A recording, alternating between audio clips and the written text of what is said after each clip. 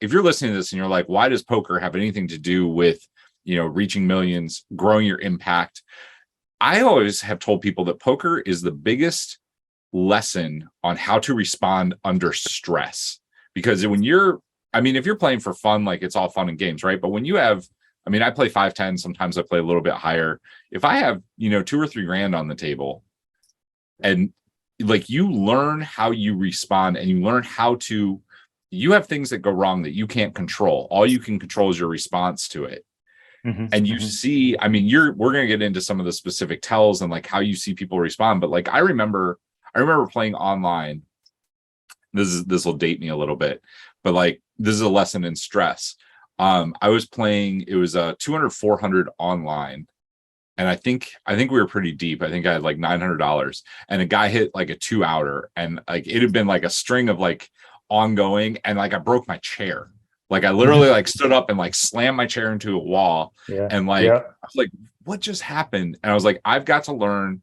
And like, from that day forward, I actually read Jared Teller's book on like the mental game of poker. And like, but I will tell you now, running a multi-million-dollar business and like having employees and having all these things, like they're like, the only true thing you can control is how you respond to things that happen. You can control a lot of things, but there's always stuff that isn't. Yeah, for sure. Poker.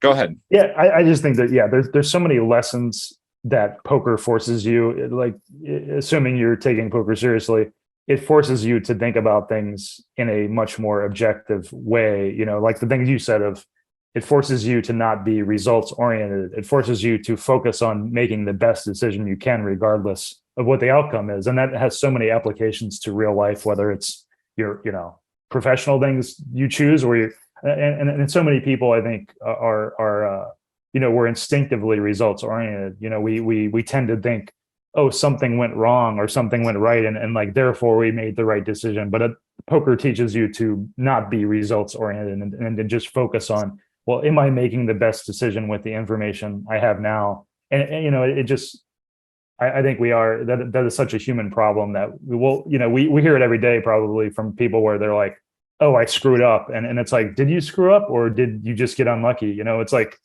it forces you to try to be more objective with your analysis and not be so emotionally tied to the results. Yeah. Well, I think that's not emotionally tied to the results, but not emotionally tied to the decision, right? Like how many people do you know, like poker or not poker, that make an emotional decision that they know is the wrong decision? And then they go down this rabbit hole, and then it's like a downward spiral, right? It's like, oh, I made the wrong decision because I'm emotional. Now this bad thing happened. Now I'm super emotional, and I'm going to keep making really bad decisions till I hit the bottom. And it's like, right. What? Yeah, you can even tie that to, mental health stuff, because I feel like a lot of mental health stuff is like beating yourself up for, it's almost like a downward spiral, like you mentioned, of like beating yourself up for something that went wrong, and and that makes you feel like you have lower self-esteem and judge yourself more and angry at yourself, and that leads you to make another bad decision, and then you're like, well, now I feel even worse about myself and I'm even more of a bad person. That leads you making a worse decision. These things have apply to so many, the meaning that we assign to events and the decisions we make just apply across everything. Yeah.